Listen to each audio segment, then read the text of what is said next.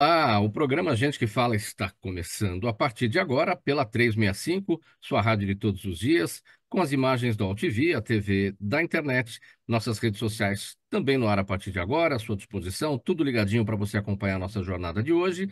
Tem as retransmissões pela TV Aberta São Paulo, canal por assinatura na sua operadora de TV preferida, a partir das 5 da tarde, e às 10 da noite pela Rádio Cultura AM 990, de Dois Córregos, no Centro-Oeste Paulista. As nossas redes sociais também no ar a partir de agora, o Instagram, o Facebook, o nosso canal no YouTube e a sua participação também pelo nosso WhatsApp, 973350038. É bem bacana a sua interação, fazendo perguntas aos nossos convidados de hoje, 973350038. E o nosso convite para você ficar por aí na próxima hora, curta, comente, compartilhe a transmissão do programa Gente que Fala em todas as plataformas sociais. E vamos conhecer agora os nossos convidados, as nossas convidadas de hoje. Eu trago aqui para a nossa bancada doutora Rosmarie Correia, delegada de polícia, presidente do Conselho Estadual da Condição Feminina. Tudo bem, delegada Rose? Bem-vinda mais uma vez com a gente. Obrigado por colaborar sempre. Muito obrigada, eu é que agradeço, já estava com saudades de vocês. Muito feliz de estar aqui. Então, saudades agora resolvidas. Seja bem-vinda mais uma vez. Obrigada. Também com a gente a Neivia Justas, jornalista, influenciadora digital. Tudo bem, Neivia? Bem-vinda. Obrigada, Mauro. Bem, estou muito feliz de estar aqui de novo. Daqui a pouco vou pleitear uma cadeira cativa aqui. Já tem cadeira cativa também, assim como a doutora delegada Rose, e também como o doutor Gilberto Natalini, que eu apresento agora, médico ambientalista, ex-secretário do Meio Ambiente aqui da cidade de São Paulo. Tudo bem, doutor Natalini? Obrigado sempre por estar com a gente. Eu que agradeço a você, Mauro, pela oportunidade de deixar um abraço para a Zenilda, para o Fausto e para essa ilustre bancada feminina que está hoje no programa. Uma honra. Vamos lá, nosso primeiro assunto desta terça-feira do programa Gente que Fala. A influenciadora Deolane Bezerra deixou a colônia penal feminina do Recife ontem, após o Tribunal de Justiça de Pernambuco ter concedido prisão domiciliar a ela por ter um filho menor de 12 anos de idade. Deolane Bezerra estava presa desde o dia 4, após a deflagração da Operação Integration da Polícia Civil de Pernambuco, que investiga crimes de lavagem de dinheiro e prática de jogos ilegais. Muito bem, as investigações da Polícia Civil de Pernambuco continuam em relação a este caso. A mãe da Deolane continua presa. Enfim, a gente viu nas imagens divulgadas quando da saída dela da prisão, toda uma movimentação dos seus seguidores em relação à saída dela, enfim. É, Delegada Rose, a, a, a saída da Deolane da cadeia, de alguma maneira, surpreende? Eu imaginei que ela fosse ficar mais algum tempo na cadeia, mas existe essa possibilidade quando ela tem a pessoa, né, a mulher tem filhos e ela então pode ficar em prisão domiciliar. Mas olha, eu vou te contar uma coisa e quero falar para os nossos internautas, inclusive. Honestamente, e vocês sabem que eu sou muito sincera, há muitos anos que eu faço parte, que eu venho a esse programa. Eu não sei nem direito quem é a Deolane, honestamente. A única coisa que eu tenho ouvido é que ela é uma influência digital e agora sabendo a respeito da prisão e que ela pode estar envolvida com lavagem de dinheiro e jogos ilegais. Para ela ser presa do jeito que ela foi presa, com mais de 1 milhão de seguidores, com certeza a polícia lá do estado deveria ter provas bastante fortes, né? Muito concretas da participação dela, tanto na lavagem de dinheiro quanto no problema dos jogos ilegais.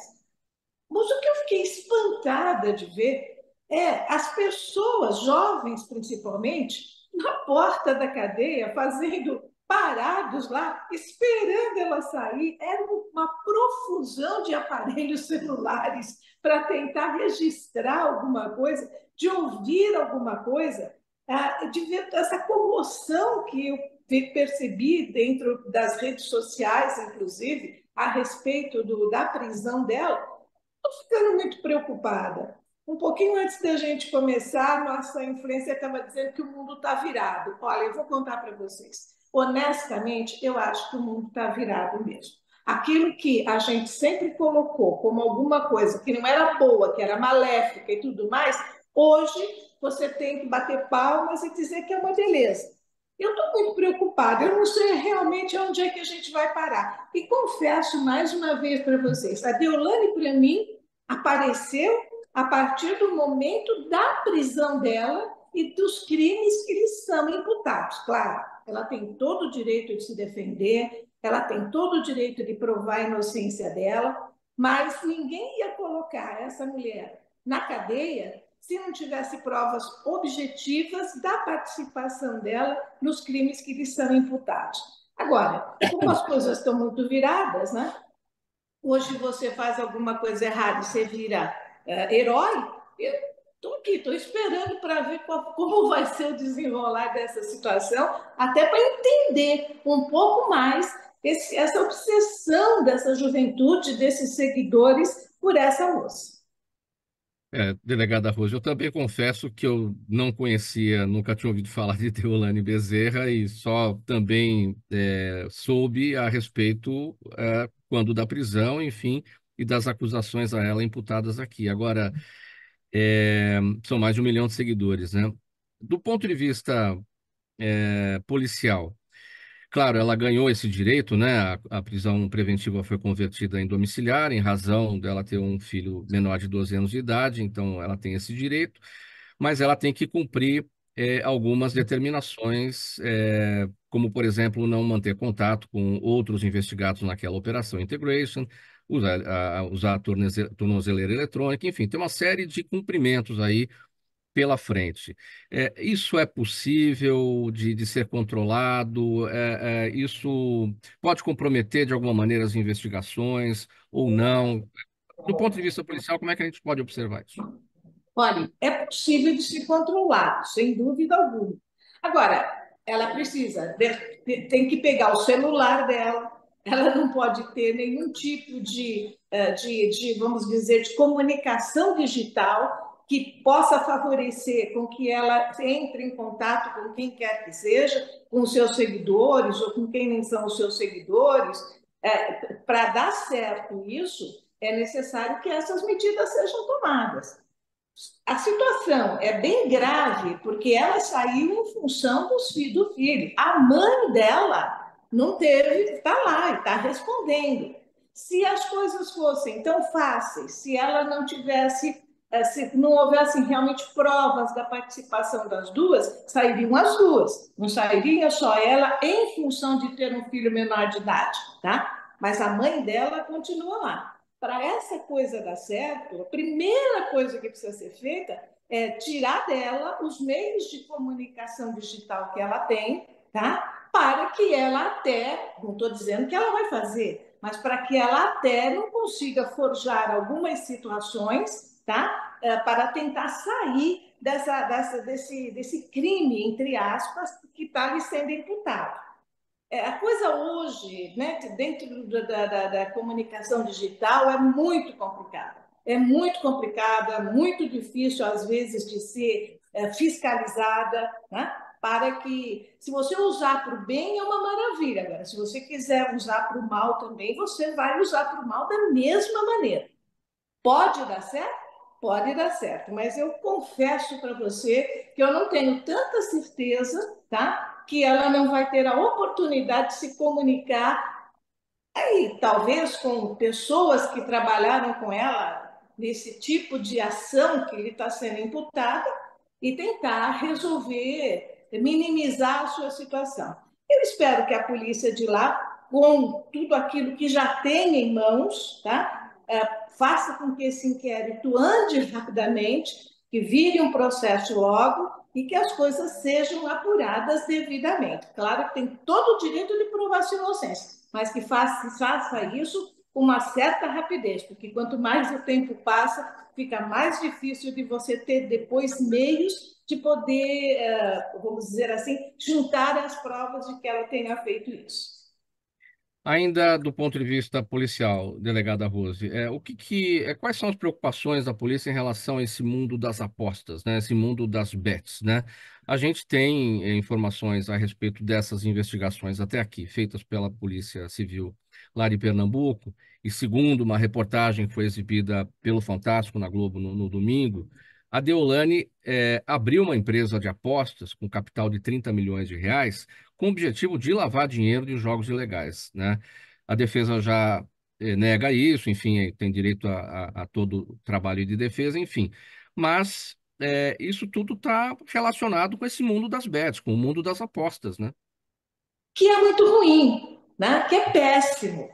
Porque já você. Não, por que não se abrem cassinos no Brasil? Eu até sou favorável que isso aconteça, com a devida fiscalização. Porque muitas pessoas saem daqui do Brasil para jogar lá fora, deixando o nosso dinheiro lá fora. Mas, ao mesmo tempo, o jogo é um vício, né? O jogo é um vício terrível, que causa tragédias em muitas famílias, que faz pessoas perderem dinheiro, faz pessoas perderem, inclusive, suas casas, seus carros, suas condições de viver.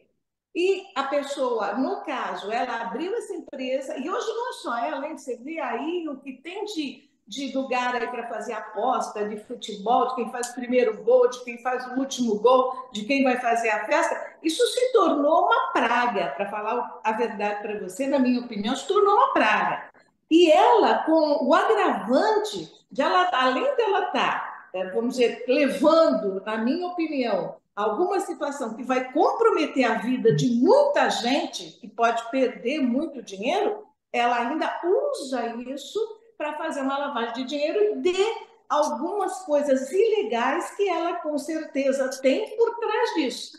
E faz uma lavagem de dinheiro completa, absolvida pela nossa legislação, que permite que as pessoas abram essas casas para que outras apostem. Neiva Justa, o que esse episódio todo, a partir da soltura da Deolane Bezerra ontem, nos traz, na sua avaliação?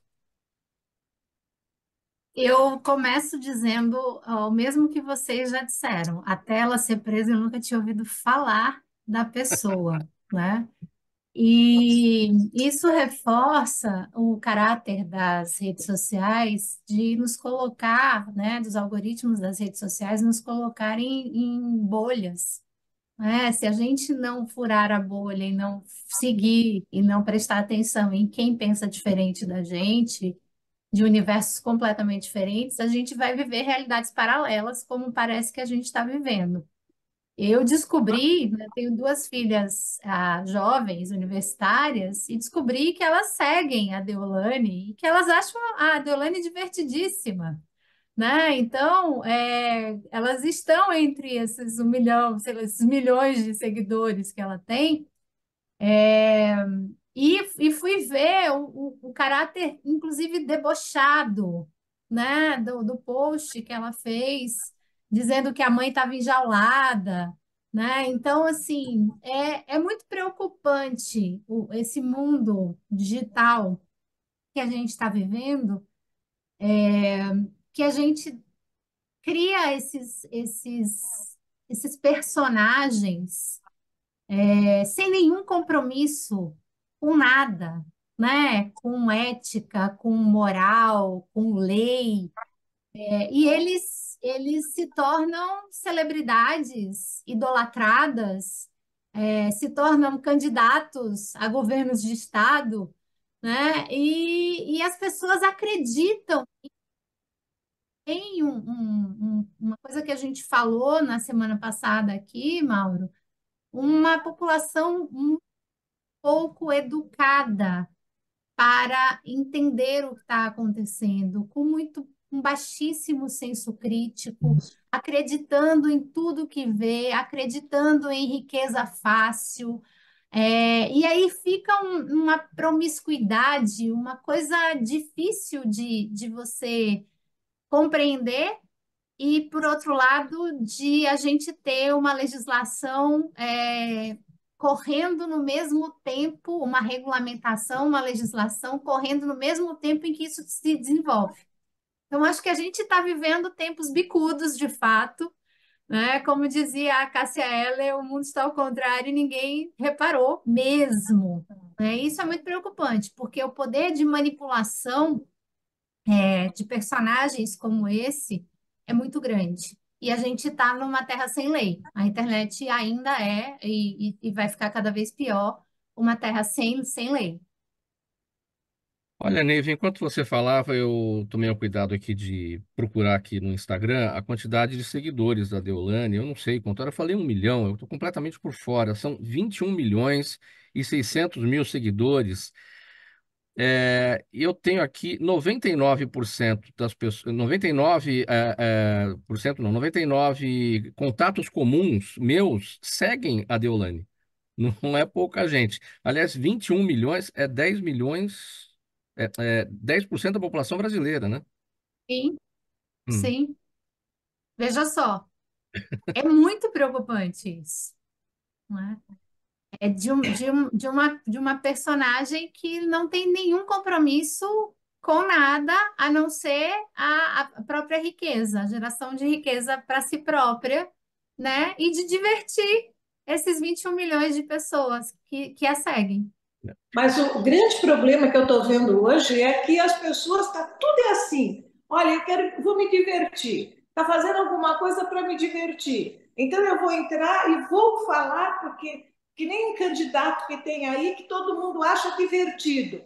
Deus do céu, a pessoa tem que ter um pouco de coerência. A diversão Sim. é até um determinado ponto. Mas no caso da Deolane, na minha opinião, o que ela está fazendo não é divertir, é mudar, é fazer a cabeça de principalmente É. muitos jovens aí, que eu não entendo por que ela seja tão importante para eles. E a gente tem que se lembrar, gente, que esse negócio de se divertir, dependendo da onde a pessoa quer chegar, é muito legal a pessoa ser divertida, mas se ela assumir alguma coisa, eu quero ver a gente ter que aguentá-la divertindo um país como o nosso, como o Brasil, com essas coisas esdrúxulas que a gente está vendo. Ela está usando esse poder dela, entre aspas, de ser divertida, para, primeiro, complicar a vida de muita gente através dos jogos. Mas até aí tudo bem, porque hoje em dia, como eu disse, tem tanta empresa de jogos que estão sendo montadas via internet. Mas o pior não é isso. O pior é que se ela está lavando dinheiro, ela está lavando um dinheiro sujo. Um dinheiro que ela obteve de maneira ilegal. E ela está usando a empresa de aposta dela para lavar esse dinheiro. Então, veja a complicação que nós estamos vivendo. Isso retroalimenta o crime, evidentemente. Eu queria abordar com o doutor Gilberto Natalini, médico, o ponto de vista que a delegada Rose levantou, que é a questão do vício, né? Que vem na esteira aí desse mundo das apostas, doutor Natalini. Olha, Mauro e demais debatedoras aqui, eu estou chegando à conclusão, depois de toda essa existência nossa aí, de vai e vem, né, de que nós estamos sem sonhos. O ser humano sem sonho, ele é um bicho muito esquisito. Os sonhos na vida humana, fazem parte do tipo de um alimento espiritual. Você sonhar, você tem que ter poesia, um objetivo na sua vida. E o que está acontecendo nos dias, já faz algum tempo, né, com a morte das ideologias, os sonhos sumiram. O sonho das pessoas hoje é ganhar dinheiro, ganhar dinheiro, ganhar dinheiro, ganhar dinheiro e transformar esse dinheiro na maior quantidade de prazer possível. Custe o que custar, doa quem doer, sem nenhum tipo de.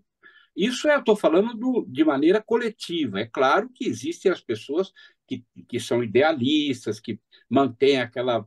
Não é? Tem espiritualidade, mas o grosso da sociedade hoje, o sonho está meio sepultado. E aí, o advento das redes sociais, né? E da inteligência artificial, aí, meu amigo, virou casa da mãe Joana, como a gente diz, quer dizer, virou do avesso, como já foi dito aqui pelas pessoas, né? E a gente não está sabendo lidar com isso.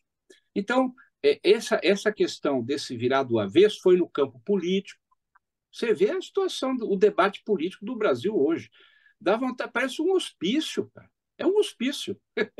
Eu não sou psiquiatra, mas eu digo o diagnóstico. É um hospício. No campo econômico, não é? O que as pessoas fazem para sobreviver e para ganhar dinheiro, para ampliar sua fortuna, até Deus duvida. Isso vale romper o limite da legalidade. As pessoas montam coisas criminosas de todo tipo, usam as redes sociais e a inteligência artificial e criam narrativas que levam milhões, como essa moça levou 20 milhões de pessoas a entrar no barco da criminalidade dela. E no campo individual também, viu, Mauro?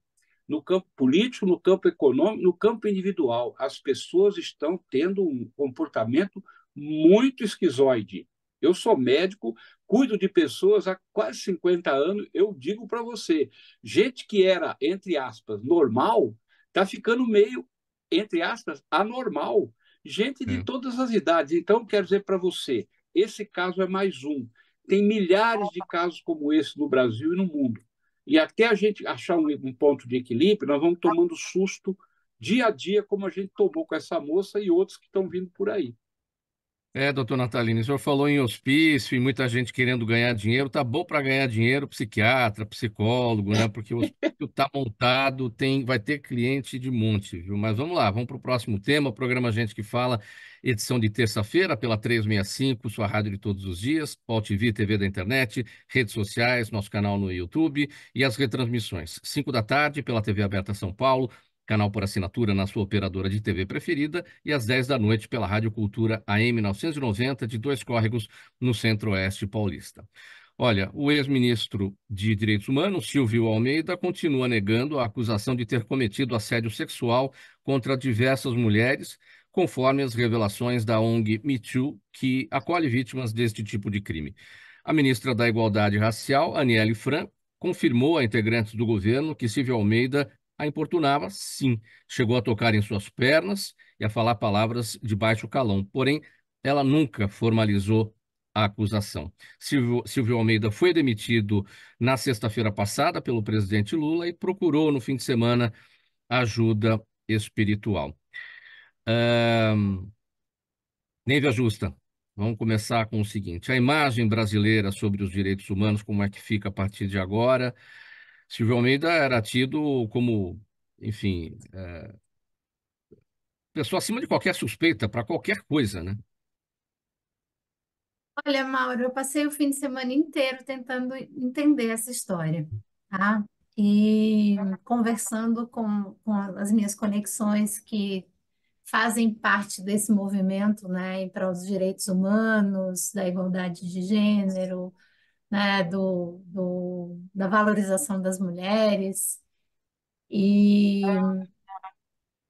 foi muito difícil, primeiro, para quem é mais ativista, como eu, assimilar a história inteira.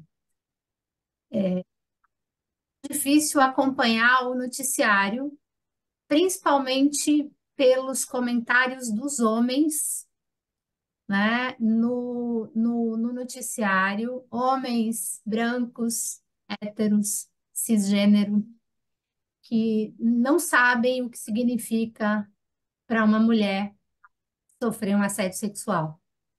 Jamais vão saber o impacto de um assédio sexual. O doutor Gilberto está aqui, pode falar com propriedade, né, do ponto de vista médico, mas eu posso falar por quem já sofreu, né, muito jovem. É, Sofri assédio sexual com 24 anos no meu primeiro emprego corporativo. E a gente sabe o quanto é difícil materializar um assédio sexual. Primeiro, porque ainda hoje, passados 30 anos, 31 anos do que eu vivi, isso é muito pouco falado, isso é muito pouco combatido, isso é muito pouco denunciado, principalmente porque são as mulheres que são a vítima, passa a ser culpabilizada, né? Ela passa a ser motivo de desconfiança. E foi lamentável eu ver tudo isso de novo nesse fim de semana, né, ao longo da semana e no fim de semana, com homens questionando colocando em dúvida não só a denúncia da ministra, mas das outras mulheres, né? Colocando sempre um se. Eu acho que assim, a delegada pode falar muito melhor do que eu. Tudo precisa ser investigado, mas assim, do ponto de vista moral, uma autoridade responsável pela cadeira dos direitos humanos, se tem uma denúncia com tamanha gravidade, não tem mais condição de ficar na cadeira que ocupava, né? Isso é fato. Então, só que isso faz ruir todo o sistema que a gente começava a acreditar. Então, vamos precisar, como diz a música, vamos precisar de todo mundo para reconstruir isso, né? A nossa confiança e a nossa credibilidade nesse movimento que a gente vê que, assim, nós demos muitos passos para trás com esse episódio, né? E eu acho que a gente ainda está tentando reconfigurar e assimilar isso, né? Sendo muito honesta com você. Delegada Rose, tudo começou, portanto, com essa denúncia da ONG Me Too, que acolhe as mulheres vítimas de violência sexual, é, e que foi ao ar aí pelo portal Metrópolis, né? E depois veio a informação a respeito da ministra da Igualdade Racial, Aniele Franco, e que confirmou aos integrantes do governo que também era assediada por Silvio Almeida. É incrível isso, né? Porque uma ministra de Estado informada, sabedora de tudo, né? Se a gente colocar ela no nosso debate aqui, né, vai falar o que nós sempre falamos aqui em relação à defesa dos direitos das mulheres, enfim, a gente sempre, recorrentemente, trazendo esse assunto aqui para o programa Gente que Fala, ninguém mais bem informada do que a ministra da Igualdade Racial não levou a acusação adiante. Olha, a gente tem que entender que o assédio sexual é um crime terrível para as mulheres. Elas sabem que ao denunciar, né, ao procurar denunciar, elas muitas vezes serão crucificadas. Sempre vai sair alguma forma de defender o assediador. Pra você ter uma ideia, nós estamos falando em assédio sexual, mas o assédio sexual ele aumentou mais de 20% das denúncias das mulheres no ano passado. O Anuário de Segurança Pública mostra o aumento de todos os tipos de violência contra a mulher, inclusive do assédio sexual. Ele tem acontecido em todos os setores. Para você ter uma ideia, as CIPAs, que são aquelas comissões de trabalho que tem, né, obrigatoriamente tem que haver nas grandes empresas, e elas têm que anualmente fazer uma reunião a respeito de vários assuntos que dizem respeito à segurança da empresa, incorporou no seu nome o assédio sexual também. Tanto que eu tenho falado muito em várias empresas, especialmente do assédio moral e sexual no trabalho. O moral, que pode ser homens e mulheres, o sexual, que também pode ser o homem, mas principalmente a vítima é a mulher. O Me Too é uma entidade que é de muita confiabilidade, tem um trabalho maravilhoso. E o Me Too tem várias denúncias contra o ministro, várias, tá? Tanto de assédio moral quanto de assédio sexual. De repente surgiu o nome da ministra. Agora você fala, não, mas por que ela, né, uma ministra que defende as mulheres e tudo mais, ela não foi fazer denúncia? E se coloque na posição dela. Tá? Há toda uma luta por direitos humanos. Há toda uma luta para que haja uma participação tanto do homem negro quanto da mulher negra nos postos mais altos das administrações. E você vê um ministro conhecido internacionalmente, um ministro extremamente respeitado dentro do Brasil e fora do Brasil, e que tem esse tipo de comportamento com ela, e ela pertence ao mesmo governo que é desse ministro. Como fica a situação da Aniele? Como ela vai sair e vai, entre nós, colocar a boca no mundo dentro do próprio governo dela, contra o ministro do governo dela, que ela faz parte. Já começa por aí a dificuldade. Segundo, é difícil para uma mulher, para ela denunciar o assédio sexual. Muito difícil. Não pense em você que é tranquilo de uma mulher chegar e contar o que aconteceu. A Aniele não foi a única, ela foi uma de várias. Se você hoje pegar na UOL, você vai encontrar uma professora contando como ela foi vítima de assédio sexual por esse mesmo ministro. Ela fala e ela começa a chorar, porque ela diz que ela estava num canto, ele levantou a saia dela e passou a mão nas pernas dela. O que ele fez com a própria Aniele, que estava sentada, e ele, por baixo da mesa, mexeu nas pernas dela. Então, olha só, no começo, o próprio ministério fez um monte de posts em defesa dele. Isso era um absurdo, que era mentira. E os homens saíram aí na defesa dele também. Né? Eles eram inocentes. Bom, quando as coisas começaram a aparecer, não deu mais para segurar. E à medida em que você pega uma ministra do próprio governo dele, uma ministra que também tem, vamos dizer assim, uma mulher super respeitada, e essa ministra diz: não é verdade, eu fui assediada. Não tem como você duvidar da palavra, não tem como você deixar o ministro.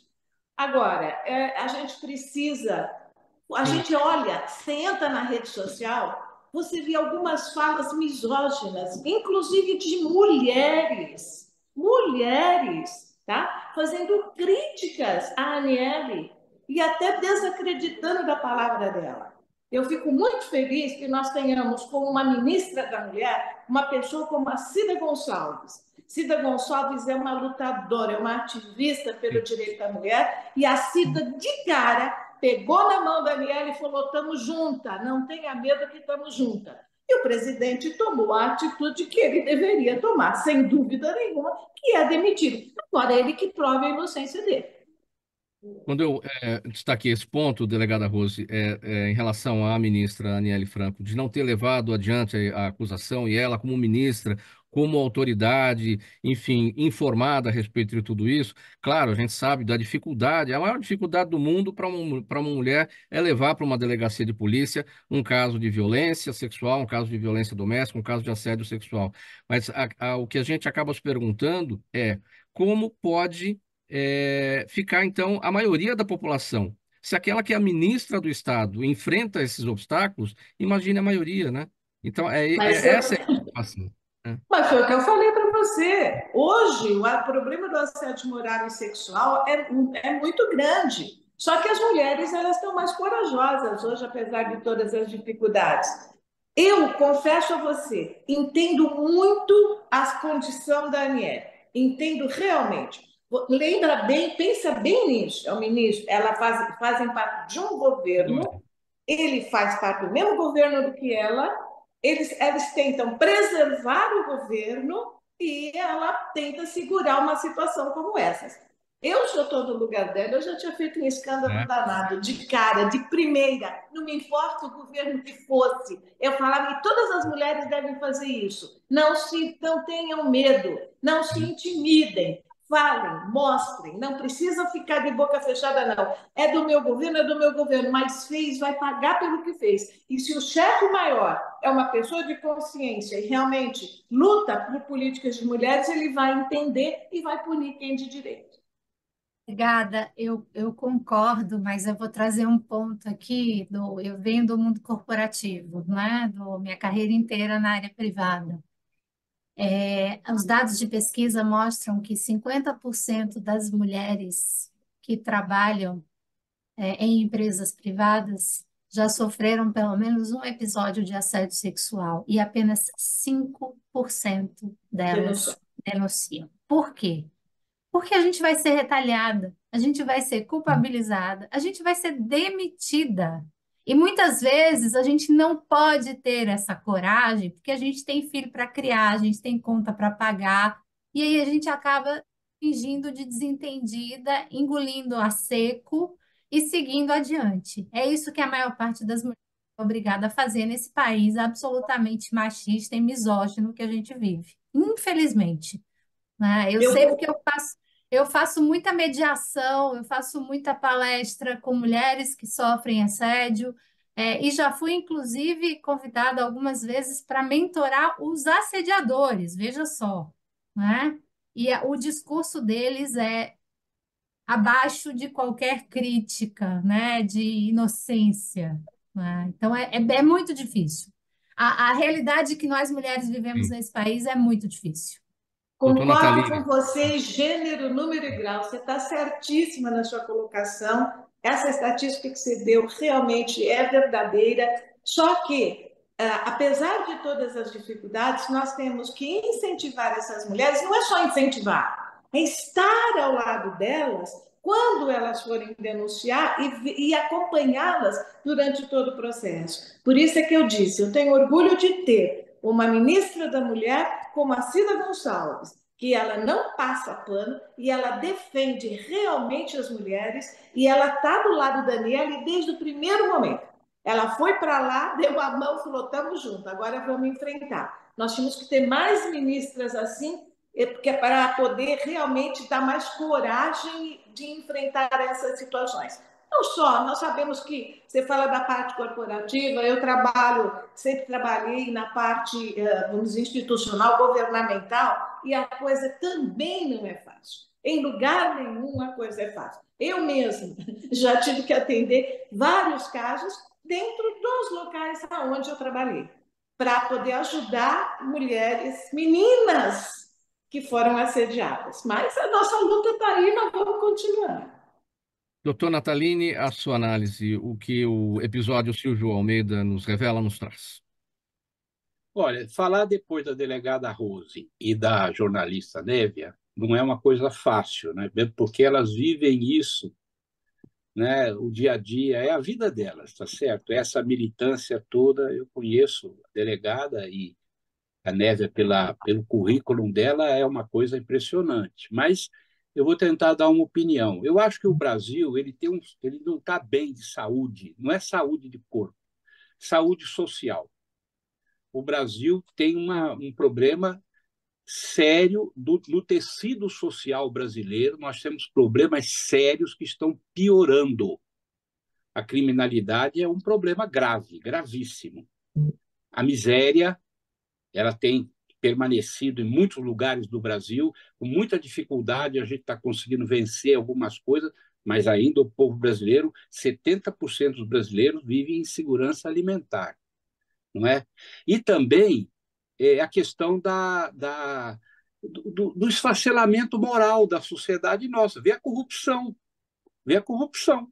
Como é que está, que nível que está. Nós acabamos de falar aqui daquela mocinha, daquela coisa. Bom, a violência contra a mulher é um sintoma importantíssimo dessa doença.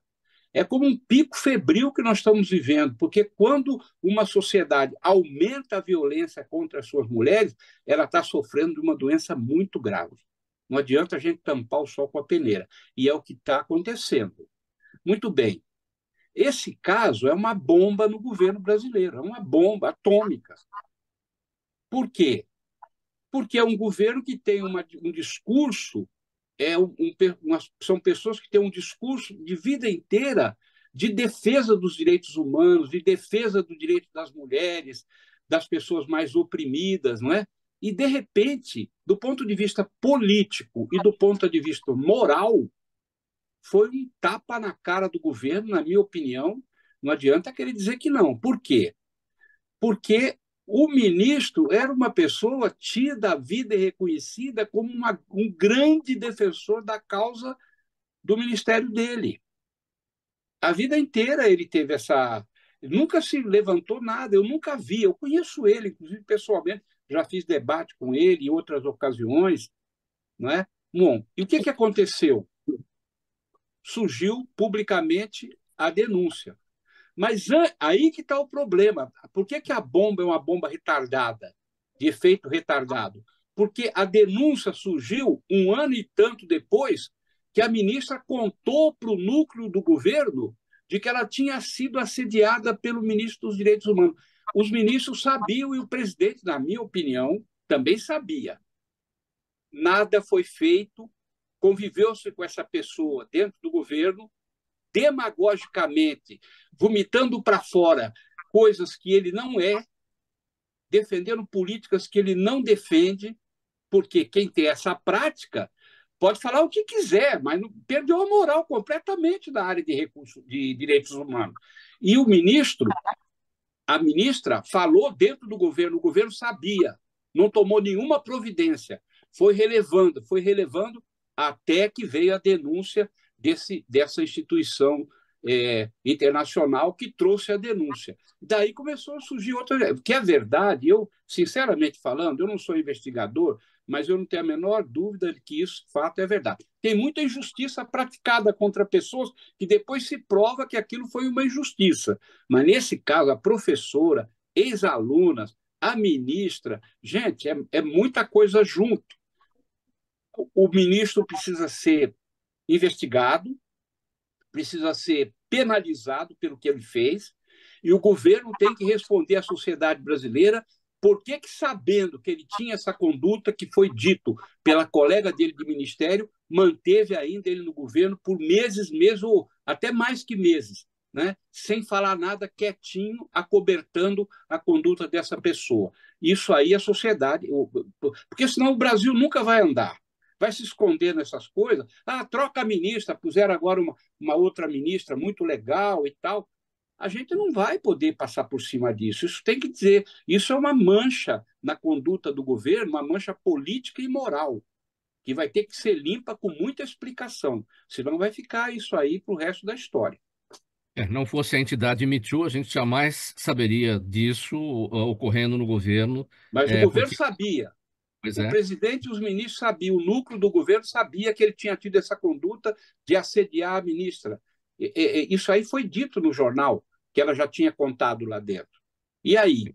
Não fizeram nada, ficaram convivendo com o sujeito até que explodiu, aí corre para tentar remendar. Já é tarde. Eu sigo com o doutor Natalini aqui para o próximo tema. Vamos falar da questão do nosso clima agora. Olha, durante toda a semana, as regiões do extremo norte, oeste e noroeste do estado de São Paulo terão umidade do ar abaixo de 12% e com alerta de emergência nessas localidades. E também uma média de 33% na Grande São Paulo. A chuva necessária para limpar o ar, para melhorar a situação, só deve ocorrer no fim de semana, e há registros de queimadas na região do Vale do Paraíba, também em Mairiporã, Bom Jesus dos Perdões, Morungaba, Valentim Gentil, Altinópolis, Dois Córregos, para a gente também aqui, a nossa informação, né? A gente transmite aqui para a Rádio Cultura AM 1990 de Dois Córregos, Santo Antônio do Aracanguá, Itirapuã e Pedregulho. E a polícia, a gente tem acompanhado aí nos últimos dias, segue prendendo os suspeitos desses incêndios que acontecem de forma criminosa. Vamos falar da saúde, doutor Natalino? O que isso tudo prejudica o nosso bem-estar aí no dia a dia? Olha, Mauro, não só prejudica a nossa saúde, e está prejudicando, eu tenho informações de vários amigos meus que trabalham em pronto-socorros, as pessoas chegam lá numa situação muito triste. Eu tenho uma amiga pessoal minha que está com uma bronquopneumonia grave, internada, por conta que começou com a intoxicação que ela teve pela poluição da fumaça. Então, isso atinge as pessoas de uma maneira assim, pelo pulmão, né? E também atinge pela desidratação do calor extremo, em particular as pessoas mais velhas e as crianças. Então, do ponto de vista de atingir a saúde humana, é uma coisa muito grave, muito cruel, muito cruel. Agora, além da saúde humana, esses fenômenos, essas catástrofes climáticas que nós estamos vivendo, elas atingem a vida humana como um todo, elas atingem a saúde, elas atingem a economia, o trabalho, a economia, a produção de comida, o preço da comida, enfim, a fornecimento de água, porque cada dia está ficando mais com dificuldade, os rios estão secando, enfim, então atinge a vida da gente como um todo. coloca em ameaça a própria existência da vida, a vida nossa, seres humanos, e a vida dos outros animais. Você vê quantos animais morreram nas queimadas em todo o Brasil. Do começo do ano até hoje, nós tivemos no Brasil mais ou menos, aproximadamente 150 mil focos de queimada que estão mais ou menos detectados, mas deve ter tido mais. E continua. Isso não é uma surpresa, Mauro. Isso vem sendo avisado desde a década de 80. A Rio 92 foi falado isso aí, os cientistas estão falando, estão avisando, né? E, na verdade, os governos, e eu na Câmara, eu parecia um louco gritando naquela tribuna, mudanças climáticas, fazendo lei, cobrando e não sei o quê, riam de mim. Meus colegas riam de mim, esse aí só fala disso. A gente estava prevendo isso, e agora chegou. Chegou de uma maneira mortal, entendeu? Nós vamos agora, vai ter uma chuvinha, vai dar uma melhorada, apesar que a previsão até o final do mês é de calor extremo. Estão dizendo que tem partes do Brasil que vai chegar a 45 graus, vai chover em algumas áreas e outras não, quer dizer, o problema não passou. Vocês imaginam o verão, a quantidade de calor que vai ser. Claro que o verão chove, o incêndio vai diminuir, mas o calor vai continuar nos atingindo de uma forma mortal. Então, eu acho que a gente está numa situação muito difícil. O governo brasileiro, assim como muitos governos do mundo inteiro, não está preparado. Até há pouco tempo atrás, o governo federal tinha 3 mil brigadistas para dar conta de 30 mil focos de incêndio no Brasil. É brincadeira, é gozação, cara, entendeu? O governo não está preparado, nenhum governo federal, estadual, municipal está preparado, e a população só pula quando a fumaça entra pela janela da casa dela ou na rua. Até então, as pessoas não estão... vai passar, vai passar. Não vai passar. Vai melhorar daqui a pouco e o ano que vem tem mais. Então, nós temos que alertar, abrir os olhos para isso. Delegada Rose, sobre os incêndios criminosos, a polícia continua prendendo os suspeitos, é um monitoramento difícil de ser feito, pegar essas pessoas, ou seja, a dificuldade de pegar e a dificuldade de punir, né, exemplarmente os criminosos. Sem dúvida. Eu tenho acompanhado um pouquinho e vi alguns casos que conseguiram filmar, né, a pessoa colocando fogo no mato seco ali, sabendo que aquilo ia para tudo quanto era lugar. Você sabe que o pessoal, muitas vezes, no interior, para arrumar para preparar o solo para plantar de novo, me parece que é isso, em vez de passar e limpar direitinho, eles preferiam botar fogo, que daí limpava para poder plantar. Eu não duvido que alguns já não tenham tentado fazer isso agora, aproveitando inclusive essa onda toda que nós estamos vivenciando. Porém, eu acredito que muitos estejam até assustados, porque nós nunca passamos, como a Nataline falou, nós nunca passamos por uma situação como essa que nós estamos vivendo.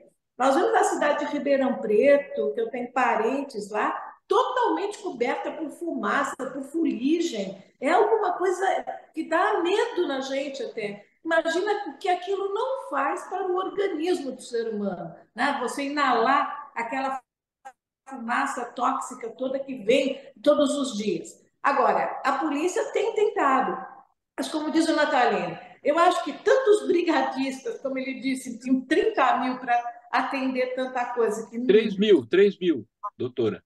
3 mil, 33 mil. É um absurdo, você deveria ter muito mais. Agora, se também não tem policial para ficar, vamos dizer assim, fiscalizando todos esses pontos para ver quem está provocando esses incêndios. Você precisa, inclusive, da colaboração da própria população, que, ao ver alguma coisa nesse sentido, denuncie para que essas pessoas possam ser presas. Mas eu concordo aqui com a Natalina, nós estamos passando um momento muito difícil. Eu tive infecção no meu olho já, é alguma coisa que a gente não percebe, né? Mas meu olho infeccionou do quê? Dessa poluição, desse tempo que a gente está vendo aqui. Eu vejo várias pessoas com problemas seríssimos e em função do que está acontecendo. Agora, imagina você ter lugares aqui no Brasil para chegar a 40, 45 graus. Nós não resistimos, nós não estamos preparados para isso. Nós não estamos preparados para o inverno como tem na Europa, nos Estados Unidos, mas também não estamos preparados para ter um verão como que está acontecendo para a gente aqui. A gente não consegue suportar isso. É muito difícil. Você não consegue andar, você fica cansado. É uma coisa difícil, realmente. Não sou especialista no assunto, mas realmente alguma coisa precisa ser feita, porque senão ninguém vai aqui morrer mais por ser assaltado. Nós vamos morrer por inalar essa fumaça toda. Nívia, você como influenciadora digital, tá aí uma situação, né? O quanto a rede social pode mobilizar as pessoas, né? No sentido de a informação correr, né? A situação levada para o bem, né? Na questão aí do clima, do meio ambiente, que a gente não observa acontecer, né? Sem dúvida, Mauro. Eu confesso que eu tenho uma dificuldade enorme de acreditar que as pessoas cometem um crime como esse, né? Porque acaba sendo um crime contra elas mesmas, contra a saúde delas, contra a saúde das pessoas que elas amam. E tem uma coisa também que eu venho falando bastante, é o quanto a agenda ambiental e o impacto das mudanças climáticas, e a gente não está nem falando de crime ambiental, né? Parece não mobilizar as pessoas, né? Tá batendo a nossa porta, incêndios, dos maiores desastres ambientais, né? Tá aí Porto Alegre, que no Rio Grande do Sul, que não nos deixa mentir. E as pessoas parecem que não é com elas, né? Parece que não diz respeito a gente e a gente não se mobiliza para isso. Então, eu tenho feito esse chamado muito, gente, quando é que a gente vai entender que já está acontecendo, que não é que vai acontecer para a sua geração de seus netos, já está acontecendo conosco e a gente não faz nada a respeito e parece que não nos atinge e vai ficar cada vez pior. Então, sim, a gente precisa usar a nossa voz, fazer o que está ao nosso alcance Sim. para agenda, e nesse caso que você trouxe, para ajudar a denunciar os crimes, porque não é possível isso. Perguntas à nossa audiência, Mauro, vamos. Mauro, Sim, depois doutor só Natalino. um minutinho Aham. depois, mas se quiser fazer as perguntas, eu espero.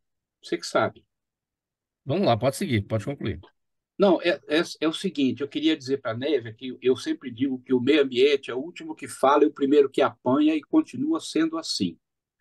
E com a delegada Rose, eu queria dizer que a estatística que a gente recebe, que a gente tem, é que 90% desses centenas de milhares de incêndios são produzidos pela mão humana. De duas formas. Ou é o hábito dos agricultores de pôr fogo para depois plantar, que é um hábito antigo no Brasil e que continua acontecendo. Põe fogo no pasto, põe fogo aqui, põe fogo ali, que facilita o plantio. Como põe um fogo aqui na cana em São Paulo, a senhora lembra? E depois foi Sim. proibido. Esse é um fato. O outro fato é o crime organizado, os devastadores que tomam conta, que querem derrubar tudo, mete fogo na floresta, depois da floresta caída é mais fácil tomar posse. Eu, se fosse o governo, eu não sou o governo, eu faria uma chamada de um mutirão cívico nacional. Governo federal, estadual, municipais, todas as instituições, a imprensa, fazer um grande mutirão para combater essa tragédia que está acontecendo. O governo tem sido lento, vagaroso e até certo ponto, desculpe a palavra, desleixado para colocar isso na pauta. É o principal problema do Brasil hoje, até o final do ano, é essa questão. Desculpa de tomar o tempinho. As perguntas para a nossa audiência, eu vou pedir então brevidade a todos nas respostas para a gente chegar no final aqui com todas elas. Doutor Gilberto está com a palavra. É o Nicolas que te pergunta, doutor Natalini, já existem dados ou estudos que mostrem se algumas espécies de animais estão sendo afetadas pelas queimadas no interior do estado? E, caso sim, né, se tem projetos de proteção para essas espécies? Não tem projeto de proteção, é tudo no improviso. Infelizmente, tem morrido muito animal.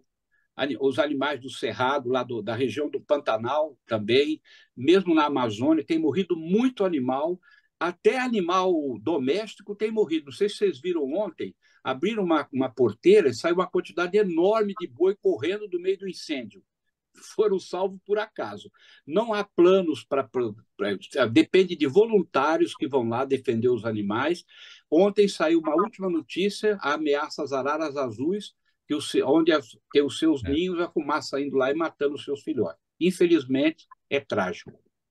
Nem via bem rapidinho, quem te pergunta é o Jaime. Valeu, Jaime, participando sempre aqui com a gente. Ele quer saber se a inteligência artificial pode ajudar candidatos sem verba para a campanha durante as eleições.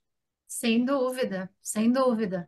A inteligência artificial pode fazer uma campanha inteira, né? Eu só rezo para que seja feita com boa intenção, né? Com ética, porque ela também pode desvirtuar. Quem faz a inteligência artificial, boa ou ruim, é quem está por trás dela, usando a ferramenta. Então, pode sim ajudar bastante candidatos que não têm orçamento. Por falar em candidatos, o delegado Arroso e o Fábio quer saber o seguinte: no caso do ex-ministro Silvio Almeida, ele foi afastado, diz ele aqui, foi demitido, na verdade, né? Com toda a razão, diz o Fábio, ele foi demitido, mas temos candidatos à Prefeitura de São Paulo com diversos processos de acusações e que estão aí, que permanecem, né? Por que ocorre essa diferença? É a pergunta do Fábio. A realidade é que esses candidatos, vamos falar aqui, especialmente aqui de São Paulo, esses candidatos foram condenados, mas acabaram prescrevendo as penas. Ou então existem alguns processos ainda em andamento. A lei eleitoral é que deveria verificar todas essas situações e verificar se realmente o candidato tem condição de estar disputando um cargo público. Quem tem que fazer isso é a lei eleitoral. E eu acredito que não estão fazendo, porque nós estamos vendo verdadeiras aberrações aparecendo. E o mais triste que me deixa de tudo isso, você vê esses candidatos e de repente tem, vou falar a palavra da moda, seguidores, né? Que os adoram, acham engraçadinho. E eu sempre digo engraçadinho, coloca 4 anos sentado numa cadeira e vê as gracinhas que eles vão fazer para dirigir o lugar onde você mora. A gente tem mais 10 segundinhos aqui, dá tempo de uma resposta, delegada. Outra pergunta do Jaime, ele quer saber a sua opinião sobre motoristas bêbados que provocam acidentes com mortes e podem responder ao processo em liberdade. Eu não deixaria ninguém responder em liberdade. Vamos averiguar. Motorista bêbado atropelou na calçada, matou família, me atropelou na rua. Não tem que ter escapatória, não tem que responder em liberdade, tem que ir para dentro da cadeia e responder pelo que fez. Eu sou totalmente contra essa história de dolo eventual e tal. Quem bebeu sabia o risco que estava se expondo, sabia o risco que expunha as outras pessoas que não tinham nada com isso. Portanto, tinham que ficar na cadeia, responder na cadeia e não em liberdade. Ponto final nessa edição do programa Gente que Fala de hoje. O nosso agradecimento a todos que estiveram com a gente. A doutora Rosmarie Corrêa, delegada de polícia, presidente do Conselho Estadual da Condição Feminina, Neivia Justa, jornalista e influenciadora digital, doutor Gilberto Natalini, médico, ambientalista e secretário do Meio Ambiente no município de São Paulo. Muito obrigado, gente. Um abraço de todo mundo. Programa Gente que Fala. A gente se vê numa próxima oportunidade. Voltem em breve. Programa Gente que Fala é sempre realização da ABCom, 23 anos no ar. Apresentação, minha Mauro Friesman, pauta e redação Zenilda Salvato. O Fausto Camunha, jornalista Fausto Camunha, nosso diretor-geral. E você, espectador, internauta, ouvinte, a razão sempre da nossa presença por aqui. A gente volta amanhã pela 365, sua rádio de todos os dias. TV, TV da internet, redes sociais, YouTube e as retransmissões. 5 da tarde, TV aberta São Paulo, canal por assinatura na sua operadora de TV preferida. E às 10 da noite, Rádio Cultura AM, 990 de Dois Córregos, no Centro-Oeste Paulista. Tchau, gente. Obrigado pela audiência. Até amanhã.